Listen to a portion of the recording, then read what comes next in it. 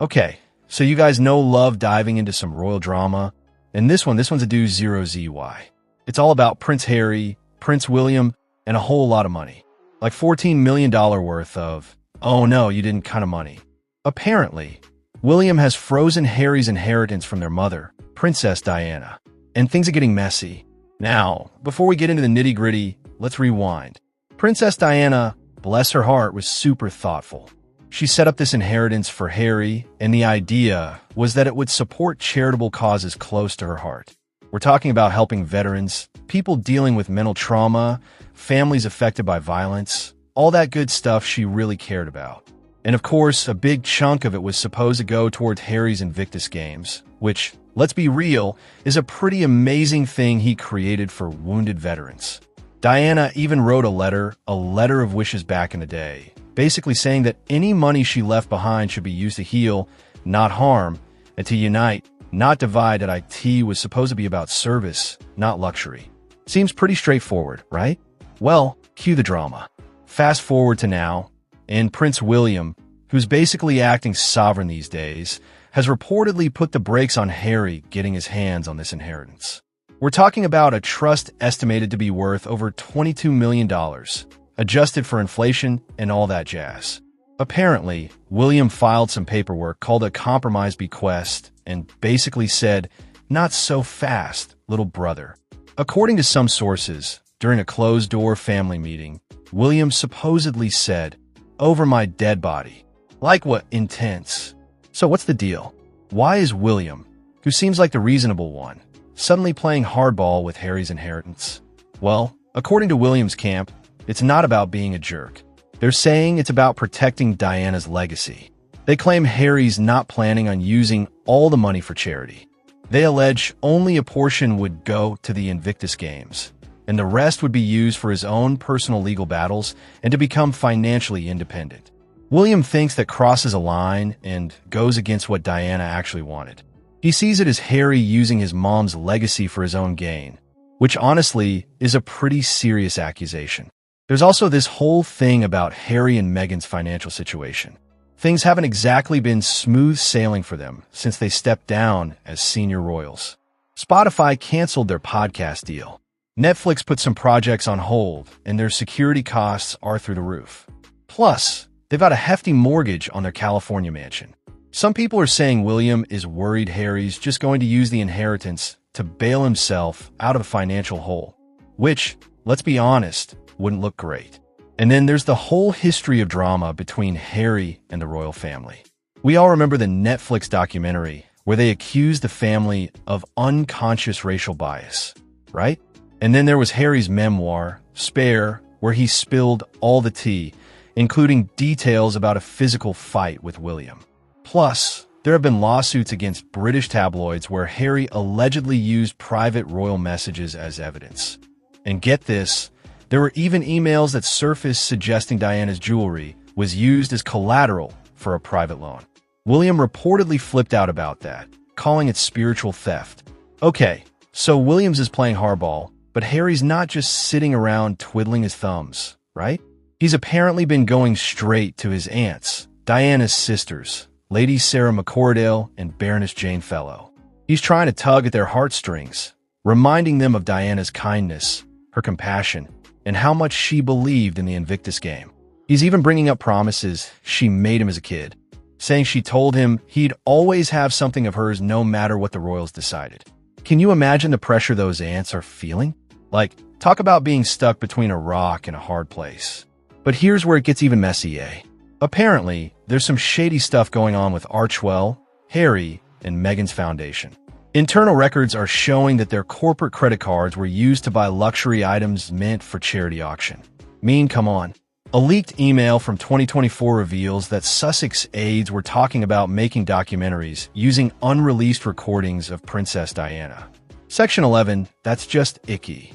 And get this, there was a 6F-figure payment to a PR firm known for attacking royal press office. So, it looks like there might be more to the story than just sibling rivalry. All of this has the Spencer family trustees super concerned.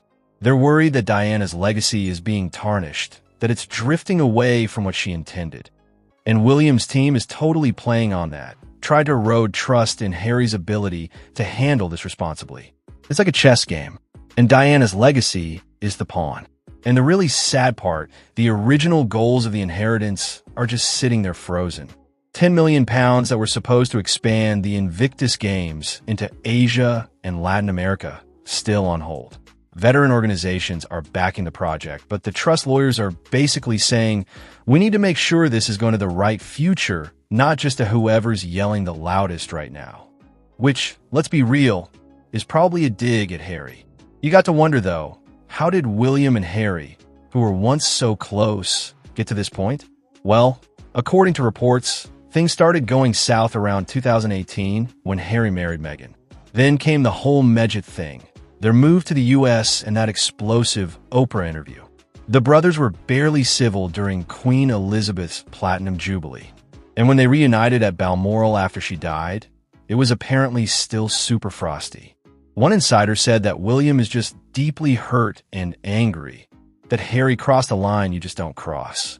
Another source said that William doesn't even know who Harry is anymore, and that the trust is completely gone, and Harry's memoir, Spare, just poured gasoline on the fire. The royal family was supposedly avoiding contact with Harry and Meghan until the book came out because they were afraid anything they said would end up in it. But it's not all bad news. Harry's relationship with his dad, King Charles, seems to be a little more stable. Charles even gave Harry and Meghan a shout-out in his first public address as king, saying he loves them as they build their lives overseas. So maybe there's still a glimmer of hope for a reconciliation down the line. But it's tough. You know, these guys have been through so much together. Losing their mom at such a young age, growing up in the spotlight, dealing with their parents' messy divorce. It's a lot for anyone to handle, let alone 2 kids in the royal family. When Diana died, William was only 15 and Harry was 12. It was a global tragedy, but for them, it was also a deeply personal loss. Harry said it felt like an earthquake ran through their lives. And Diana's funeral was broadcast live to millions, which is just insane. Can you imagine having to grieve your mother in front of the entire world? But even before Diana's death, their childhood wasn't exactly a fairy tale. Their parents had a really rocky marriage, and the boys were caught in the middle of all the drama. By the time William was a teenager, he was basically Diana's confidant, someone she relied on for advice and support, which is a lot of pressure to put on a kid. Harry, on the other hand, had a more rebellious adolescence. He was always pushing boundaries, experimenting with drugs, and getting into trouble.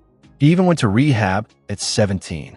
He's admitted that he needed to fix his mistakes and learn to use his position for good. So, what do you think about Harry's reaction to all this? Dude's gotta be pissed, right? Imagine your own brother freezing your inheritance, especially when it's tied to your dead mom's wishes. That's gotta sting. And it's not just about the money. It's about the control, the lack of trust, and the public humiliation of it all. Think about it from Harry's perspective. He's already taken a huge leap, moved to another country, tried to build a new life, and it hasn't exactly been smooth sailing. He's facing financial pressures, media scrutiny, and constant comparisons to his brother. Now he's being told he can't even access the money his mother left him to support the causes he cares about. That would feel like a total betrayal. And let's be real, there's probably a part of Harry that feels like he can't win. If he uses the money for the Invictus Games, people will say he's just trying to buy good press. If he uses it for his own security or legal battles, people will say he's being selfish and disrespecting Diana's memory. It's a no-win situation. I think William's intentions might be good, but his execution is terrible. Freezing the inheritance is a drastic move, and it's only going to widen the rift between him and Harry. There had to be a better way to handle this. Maybe they could have set up some guidelines together or appointed a neutral trustee to oversee the funds. But going nuclear like this just seems unnecessarily cruel. And honestly, the whole thing is just sad. These 2 brothers who were once so close are now locked in this bitter feud over money and legacy. It's like watching a family tragedy play out in real time. And the worst part is it's all happening in the shadow of their mother's memory. Diana would be heartbroken to see her sons fighting. Also think William is under a ton of pressure. He's the future king, He has to uphold the reputation of the monarchy, and he's probably feeling a huge responsibility to protect his mother's legacy. But sometimes when you're under that much pressure, you make bad decisions. You become so focused on control that you lose sight of the bigger picture. And that's what I think is happening with William. He's so worried about Harry tarnishing Diana's memory that he's actually doing more damage to it himself. He's turning this inheritance into a symbol of division and conflict instead of a symbol of healing and compassion. I really hope that William and Harry can find a way to resolve this. They need to sit down, talk honestly, and try to understand each other's perspectives. They need to remember the love and bond that they once shared, and they need to honor their mother's memory by finding a way to move forward.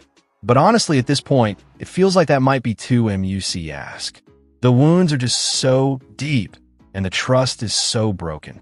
It's a mess, a royal mess, and it's a mess that's going to continue to play out in the headlines for a long time, too.